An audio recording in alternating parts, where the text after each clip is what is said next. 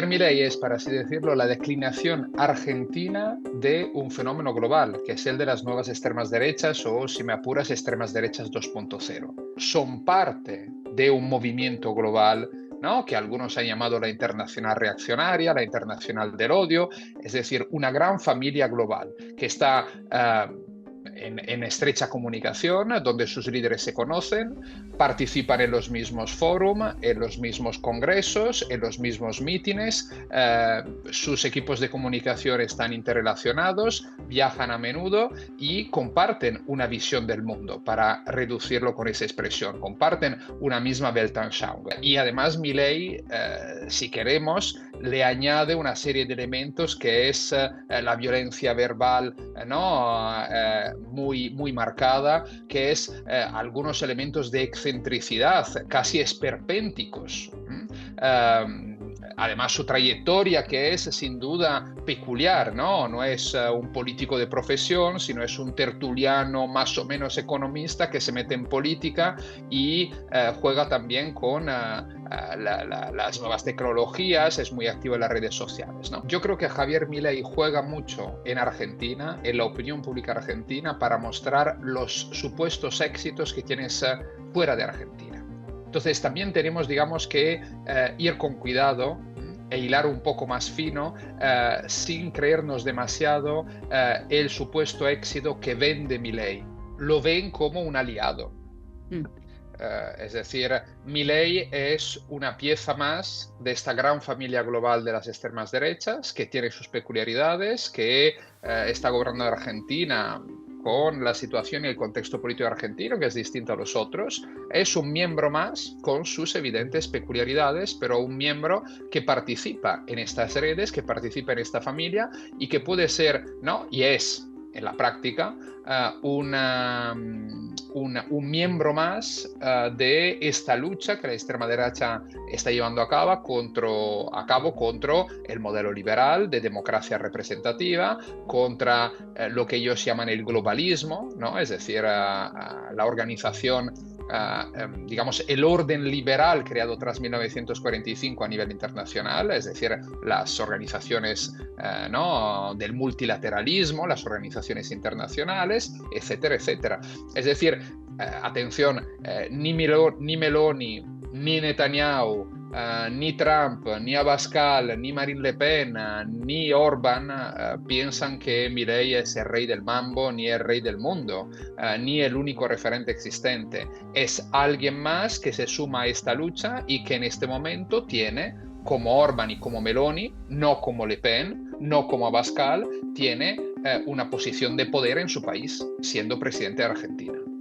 Quizás el elemento más peculiar, si así queremos decirlo, de Javier Milei, el elemento quizás más interesante desde un punto de vista de estudio, de interpretación, es no solo su violencia verbal, su agresividad, sino la capacidad que a su manera Javier Milei está teniendo de poner sobre la mesa y poner en el debate público una serie de cuestiones que de esa forma, de esa manera tan explícita, pocos líderes habían conseguido hacer en la extrema derecha hasta ahora.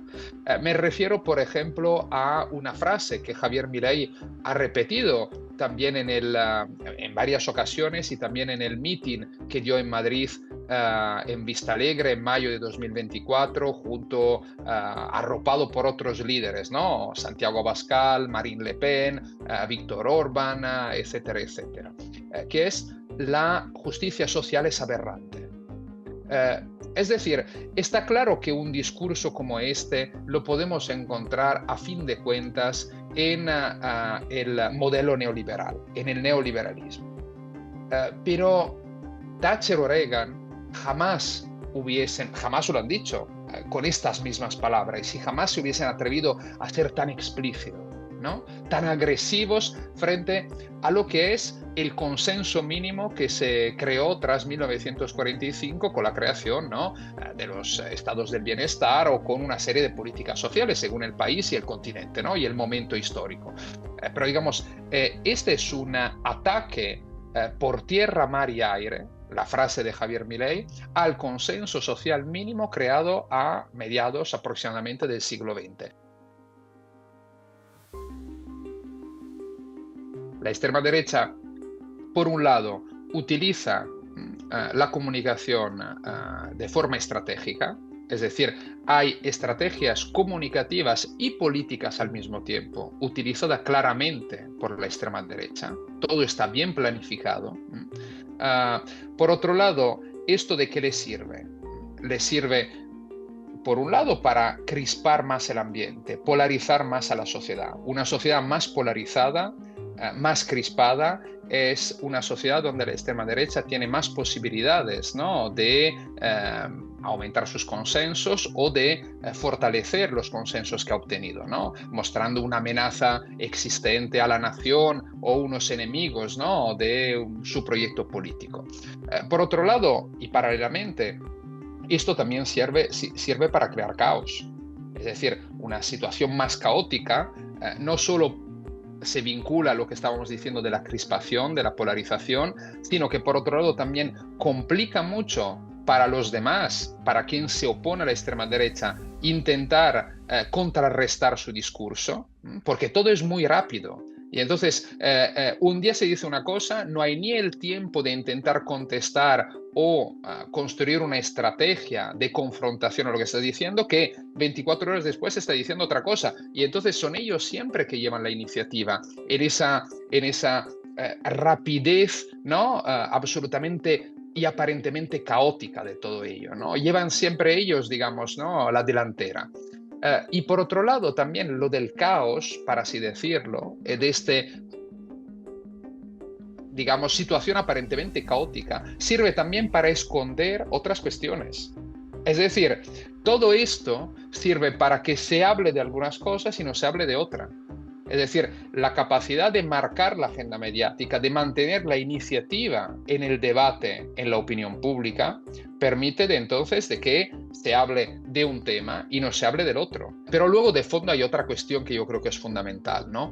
No podemos solo pensar que todo esto es estas estrategias comunicativas, la utilización de las fake news, de la agresividad verbal, de lanzar bulos, teorías conspirativas, que todo esto se haga solo para crear caos. También, pero de fondo hay otra cuestión, que es la batalla cultural, que es mover la ventana de Overton, ¿no? Hacer que temas que hace unos años digamos, no se escuchaban en los medios mainstream, ahora se empiezan a escuchar. Sobre estos temas todos se tienen que situar, ¿no? Están marcando la agenda mediática y están sobre todo viralizando sus ideas, normalizándolas. Y entonces, poco a poco, si ¿no?, las ideas se normalizan, se viralizan, la opción política que estos líderes y estas formaciones defienden van a ser más aceptables para más personas. El plantearse si sería correcto utilizar las mismas herramientas que utiliza la extrema derecha es legítimo.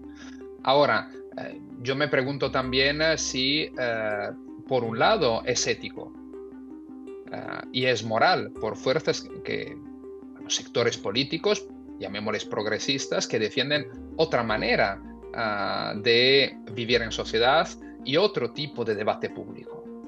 Otra manera de debatir en sociedad. Y por otro lado me pregunto si podría ser eficaz. La percepción que yo tengo es que sería al fin y al cabo no solo un suicidio ético y moral, en parte, o en el futuro, digamos, a largo plazo, sino también un regalo a las extremas derechas, porque no tienen ningún tipo de limitación ética y moral. Y lo estamos viendo últimamente, sobre todo con la misma figura de Elon Musk. Entonces, y por otro lado, tienen una capacidad financiera que es incomparablemente mayor. Yo creo que aquí de fondo hay dos reflexiones a hacer.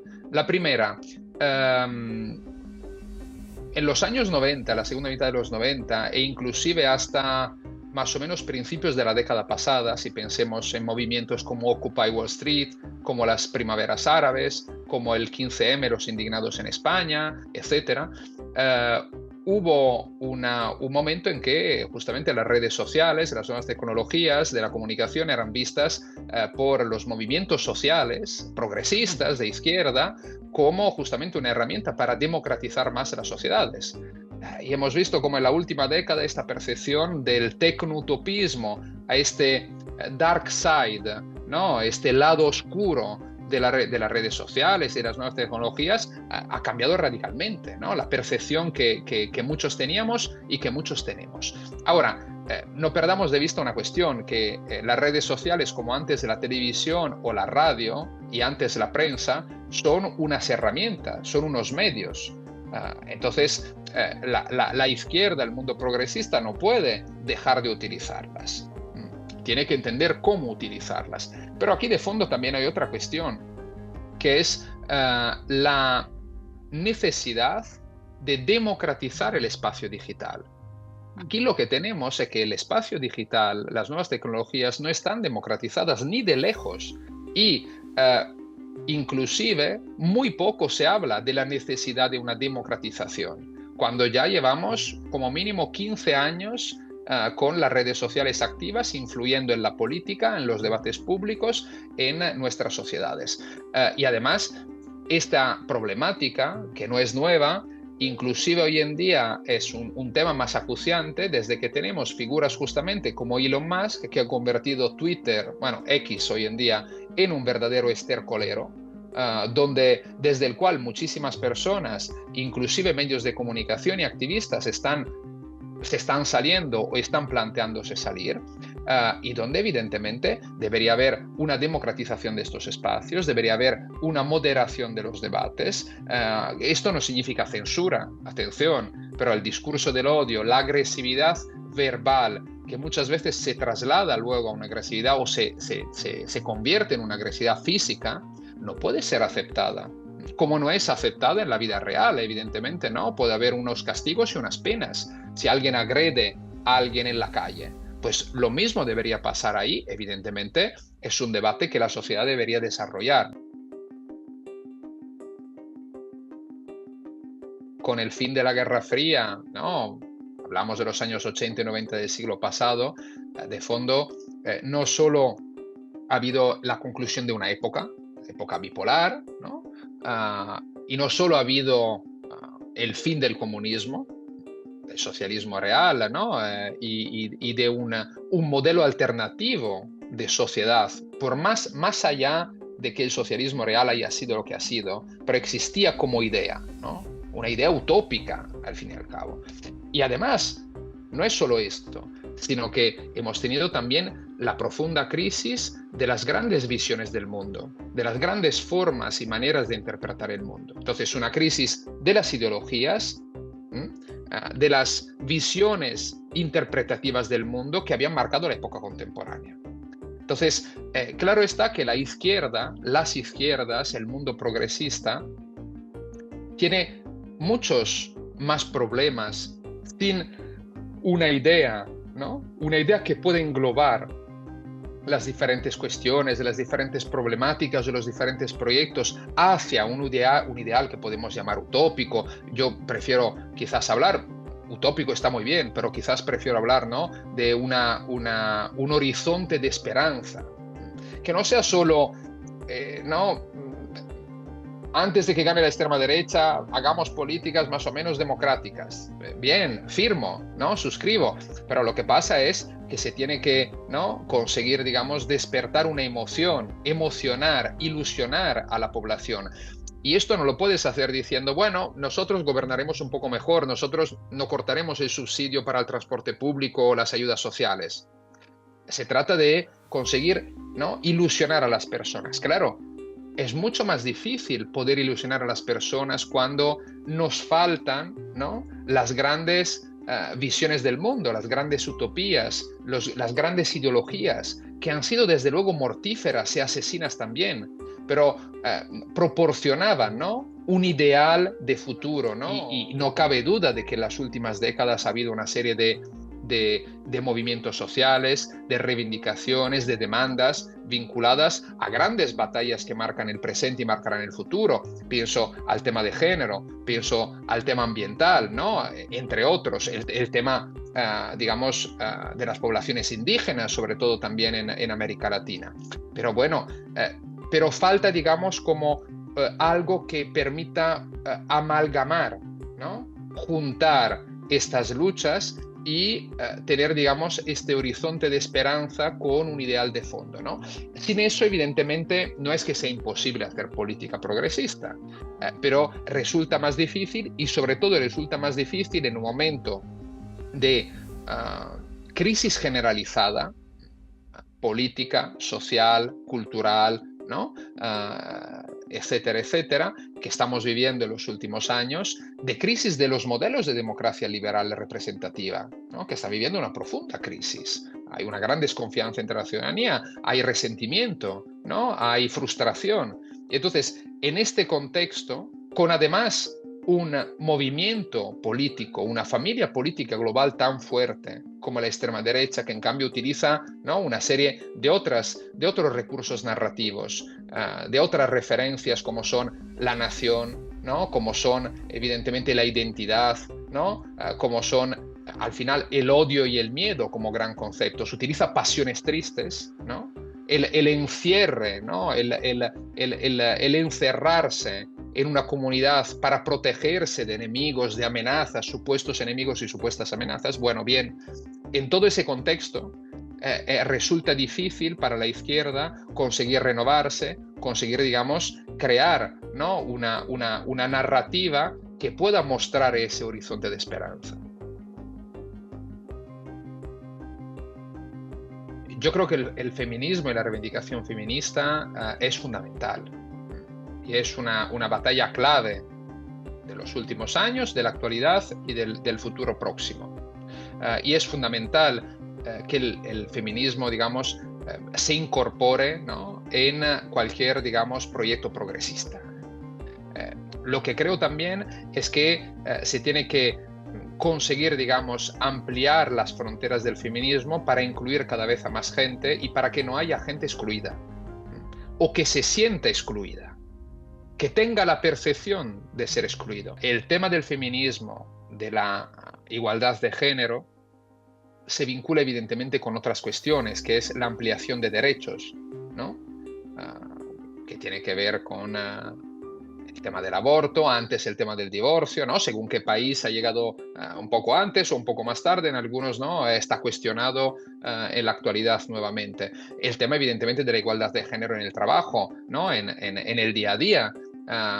El tema pero también de los derechos LGTBI, el tema de los derechos de la población migrante, ¿no? Una serie de derechos que más o menos se han ido conquistando en las últimas décadas en la gran mayoría de los países occidentales, en algunos más, en otros menos. Bien, entonces, claro, esto conlleva que cuando hay cambios, y el feminismo comporta cambios importantes en la estructura de la sociedad, en las relaciones sociales, en la manera, ¿no? de vivir el día a día, ¿no? como hombres y como mujeres en nuestras sociedades, bueno, que haya, digamos, rechazo, que haya reacciones, que haya miedo a los cambios o que haya miedo a perder los privilegios por parte de un sector de la sociedad masculina. Ahora bien, no podemos pensar que las extremas derechas surgen y se arraiguen electoralmente, políticamente, solo como reacción al feminismo. Tenemos que tener en cuenta que hay toda una serie de factores que son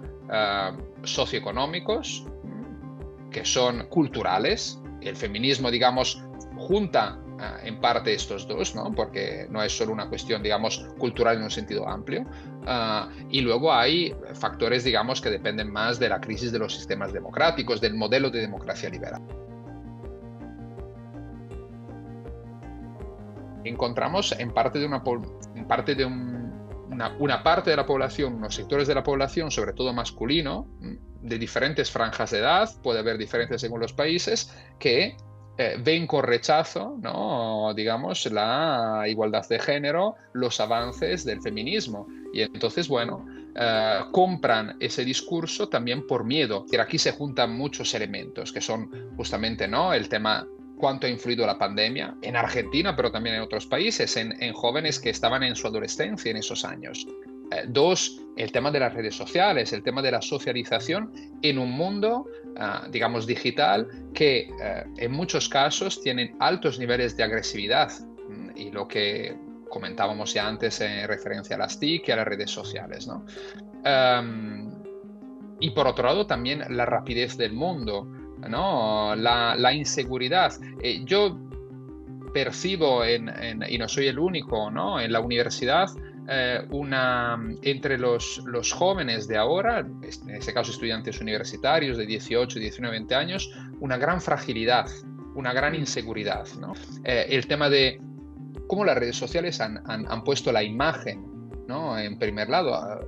Abrimos Instagram y son fotos, ¿no?, de modelos y modelas. Entonces el cuerpo, ¿no? Entonces el lado estético. Y eso evidentemente crea inseguridades que existían también antes, pero que ahora son exacerbadas. Bien, esto es un elemento. Pero por el otro, yo creo que está claro que en un momento en que no, los varones jóvenes se están formando, la adolescencia, los años, ¿no?, entre los 13 y los 20 años aproximadamente, claro, discursos, ¿no?, encontrar su lugar en el mundo, ¿no?, encontrar su papel como hombres en un mundo que está cambiando, bueno, es difícil, no es fácil. Y evidentemente la extrema derecha pisa el acelerador sobre estas cuestiones, vendiendo, ¿no?, un discurso simplista, además de equivocado, además de reaccionario, ¿no?, al respecto que, digamos, que toca la fibra de muchos jóvenes.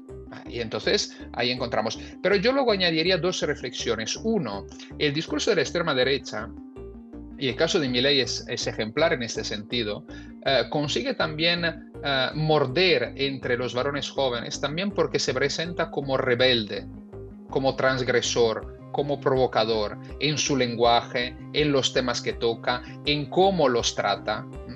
Es lo que explicó muy bien Pablo Stefanoni, ¿no?, en La rebeldía se volvió derecha. Se presentan como rebeldes y antisistema. Y eso evidentemente entre la población jóvenes, entre la población joven, entre los jóvenes, bueno, puede tener un cierto arraigo y de hecho lo tiene, ¿no? Es decir, es algo cool, es algo que mola, ¿no? Es algo transgresor, ¿no?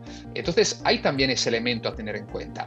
Y también el discurso contra el feminismo de la extrema derecha, que es agresivo, que es violento a veces, ¿no?, que es reaccionario, pero justamente frente a lo que se considera y que la extrema derecha presenta como una dictadura progre, ¿no?, como la dictadura de lo políticamente correcto, como un consenso frente, digamos, como mínimo a un discurso de igualdad de género, se presenta como rebelde, ¿no?, como antisistema, como transgresor. Pero atención, en las elecciones legislativas francesas hace 2 meses, de junio y julio, los jóvenes han votado muy mayoritariamente a favor de las izquierdas, no del Frente del Rassemblement Nacional de Marine Le Pen. En Italia, donde gobierna Meloni y tiene una amplia mayoría y ha ganado también las elecciones europeas, pero entre los más jóvenes, 18, 24 años, los partidos más votados han sido los de izquierda, con diferencia. Entonces, ¿qué quiero decir? Quiero decir que no podemos hacer nunca una fotografía fija.